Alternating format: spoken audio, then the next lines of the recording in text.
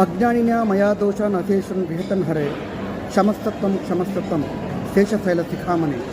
వీడేంటి మంత్రం చదువుతున్నాడు అనుకుంటున్నారా? మీలో చాలామందికి తెలుసు ఈ మంత్రం. ఇదొక మన వెంకటేశ్వర స్వామి క్షమస్తత్వం మంత్రం అండి.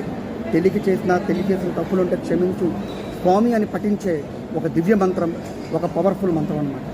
ఇది ఎందుకు చెప్తున్నానంటే ప్రపంచవ్యాప్తంగా సుమారుగా 750 కోట్ల మంది జనాభా ఉన్నారండి. అందులో ఎకాయకి రమారమి అప్రాక్సిమేట్లీ 120-130 కోట్లు భారతీయులు ఉన్నారండి. అందులో హిందువులు ఉన్నారండి.